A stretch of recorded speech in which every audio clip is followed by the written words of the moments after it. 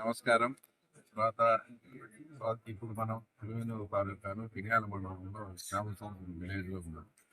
ఈ గ్రామంలో కూడా అంతకుముందు ఫ్యాక్షన్ వాతావరణం ఉండి అక్కడ ఇక్కడ కూడా మంటలు జరిగిన సంఘటనలు కూడా చూసాం.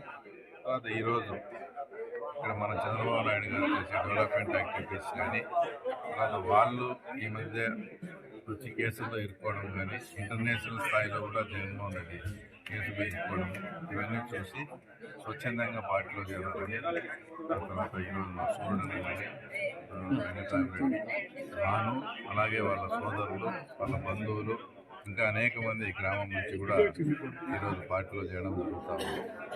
తర్వాత వీళ్ళు ఈ కుటుంబం కూడా మాకు గతంలో కూడా చాలా శ్యామసుందరం రెడ్డి గారు అనేది మాకు కూడా చాలా పాతకాలం నుంచి కూడా మంచి సంబంధాలు అన్నీ ఉన్నాయి. కొన్ని కారణాల వల్ల తర్వాత మనం కూడా ఈ యాక్టివ్ పాలిటిక్స్ రాకముందే వాళ్ళు అక్కడ ఉండడం, ఆ పాత సంబంధాలు పాత పరిచయాలతో మనమంతా కలిసి పనిచేసుకున్నామనే ఉద్దేశంతో అందరం కూడా కలిసి స్వచ్ఛందంగా ఇంత భారీ ఎత్తున కూడా పార్టీలో చేయడం జరిగింది.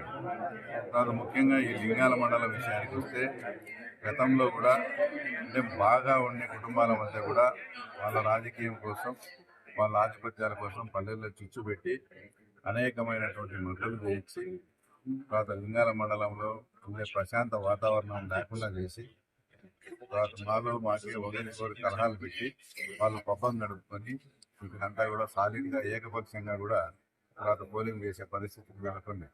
అదే ఉదాహరణకు పెదగూడలో ఉండి కృష్ణారెడ్డి మండలి కావచ్చు, తర్వాత కన్నపాపల్లిలో మా రఘురామరెడ్డి మామ మండలి కావచ్చు, పార్నపల్లిలో సూర్యనారాయణ వాళ్ళ ఇంట్లో పేల్చడము, ఇంకా కొన్ని అనేకమైనటువంటి మర్డర్స్ జరిగి అంతా కూడా ఈ ఫ్యాక్షన్ ఇది ఎందుకులే వాళ్ళతోనే బాగా ఉంటే ప్రశాంత వాతావరణం ఉండొచ్చని అందరినీ సరెండర్ చేసుకోవడం.